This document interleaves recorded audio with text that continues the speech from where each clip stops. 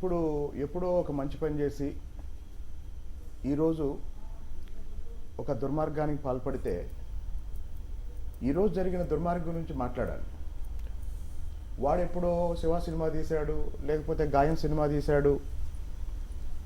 ఇందాక జ్యోత్స్న గారు చాలా ఇబ్బంది పడుతూ చాలా కష్టపడి అనొచ్చా అనకూడదన్న మీమాంస తర్వాత అసలు వాడు ఒక మనిషి కాదు, వాడు ఒక అసాంఘిక శక్తి, యాంటీ సోషల్ ఎలిమెంట్ అని చెప్పారు.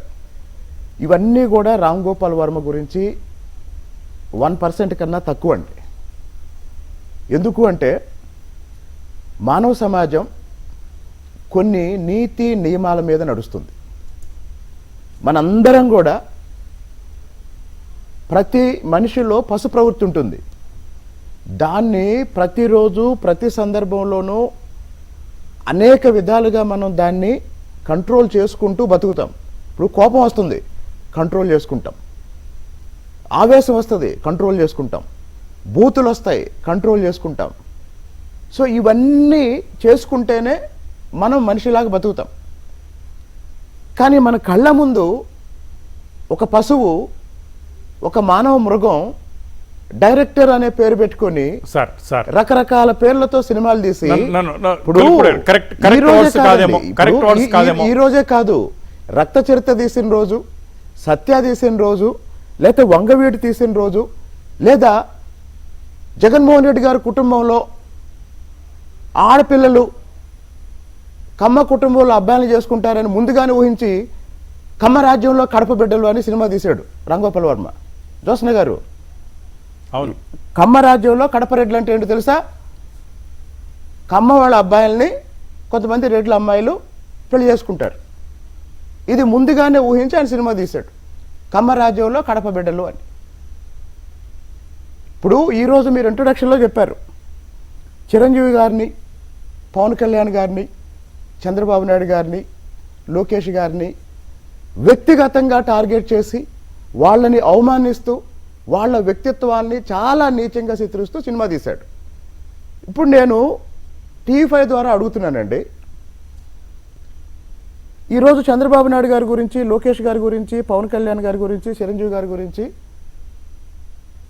రామ్ గోపాల్ వర్మ ఏదైతే ఒక పోస్టర్ రిలీజ్ చేశాడో, దమ్ముంటే ఒక దళిత నాయకుడి మీద అట్లాంటి చేయమనండి, రామ్ గోపాల్ వర్మని వాడి ఇంట్లో పెట్టి తగలబెడతాం. దమ్ముంటే నిజంగా ఈ తెలుగు రాష్ట్రాల్లో, ఆంధ్రప్రదేశ్లో రాజకీయాలు తీసి పక్కన పెట్టండి. మనిషి ఆత్మగౌరవం కన్నా ఏది ఎక్కువ కాదండి. ఆత్మగౌరవం కన్నా ఏది ఎక్కువ కాదు. చిరంజీవి గారు, నేను చిరంజీవి అభిమాని అండి, ఈ రోజు కూడా నేను చిరంజీవి అభిమాని. చిరంజీవి గారు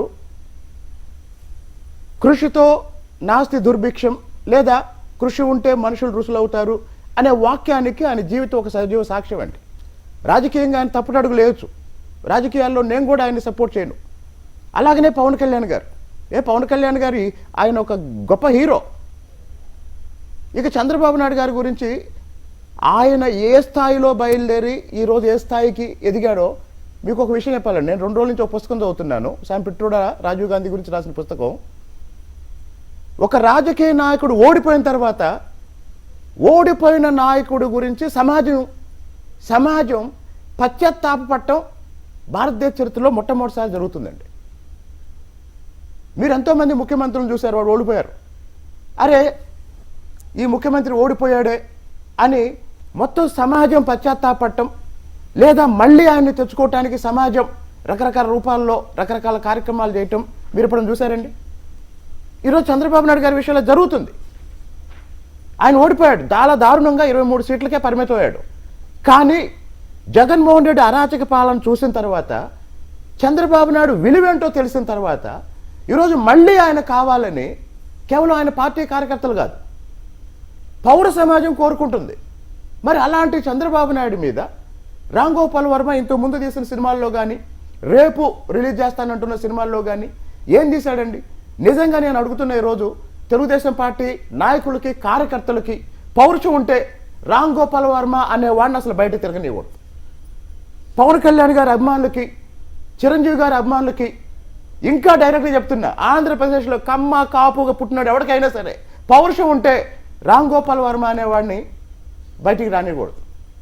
నేను చెప్తున్నానండి, నేను ఒక ప్రశ్న అడుగుతాను.